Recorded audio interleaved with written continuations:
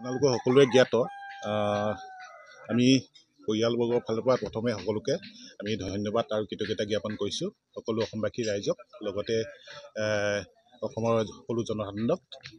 আপোনালোকে সকলোৱে জ্ঞাত টুপচিঙা দ্বীপজ্যোতি যুৱ সংঘৰ উদ্যোগত আৰু অসমৰ বিভিন্ন দল সংগঠনৰ আৰু অনুষ্ঠান প্ৰতিষ্ঠান লগতে যুৱ সংঘৰ আতিথ্যত বা সহযোগত টুপচিঙা গাঁৱত শদিয়াৰ টুপচিঙা গাঁৱত ৰাজীৱ শদিয়াৰ নিজা বাসগৃহত শদিয়াৰ টুপচিঙা গাঁৱৰ ৰাজীৱ শদিয়াৰ নিজা বাসগৃহত ৰাজহুৱা আদ্যশ্ৰাদ্ধখন আয়োজন কৰা হৈছে আৰু এই ৰাজহুৱা আদ্যশ্ৰাদ্ধখনৰ লগতে আমাৰ পৰিয়ালৰ মাংগলিক কাৰ্যসমূহো ৰাজহুৱা আদ্যশ্ৰাদ্ধখনৰ লগতে অনুষ্ঠিত হ'ব।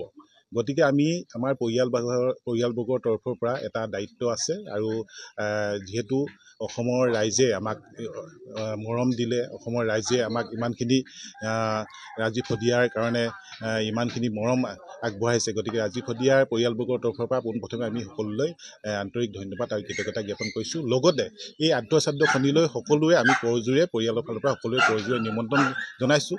যিহেতু সকলোকে পত্ৰৰ যোগেদি বা তামোল পাণ দি নিমন্ত্ৰণ কৰা এই সময়ত আমাৰ বিভিন্ন ধৰণৰ অসুবিধা আছে, গতিকে আমি সকলোকে আমি এই সামাজিক মাধ্যমৰ মাজেদিয়ে আমি তেওঁলোকক এই ৰাজীৱ শদিয়াৰ বাসগৃহলৈ আৰু আমাৰ এই আদ্যশ্ৰাদ্ধখনলৈ আমন্ত্ৰণ জনাইছোঁ। আমি আশা কৰিছোঁ সকলোৱে যাতে এই 9 ফেব্ৰুৱাৰী দিনটোত 26 মাঘ 9 ফেব্ৰুৱাৰী দিনটোত টুপচিঙা গাঁৱৰ আমাৰ ৰাজীৱ শদিয়াৰ বাসগৃহলৈ আমাৰ ঘৰলৈ আহে আৰু আমাৰ এই পৰিয়ালটিক ভৱিষ্যত জীৱনৰ কাৰণে এটা সাহস দি থৈ যায় আৰু এই অনুষ্ঠানটি সাফল্যমণ্ডিত কৰাত যাতে সকলোৱে সহায় সহযোগ কৰে।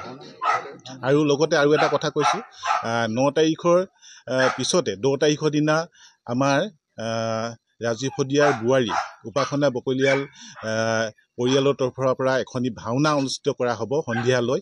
এই ভাওনাখনিত অসমৰ বিভিন্ন ভাওনা শিল্পী অংশগ্ৰহণ কৰিব আৰু এই 10 তাৰিখৰ দিনা সন্ধিয়ালৈ অনুষ্ঠিত হোৱা ভাওনাত যিহেতু ৰাজীৱ শদিয়াৰ আত্মাৰ মংগলৰ কাৰণে আৰু পৰিয়ালটি মংগলৰ কাৰণে এই ভাওনাখন অনুষ্ঠিত কৰা হৈছে।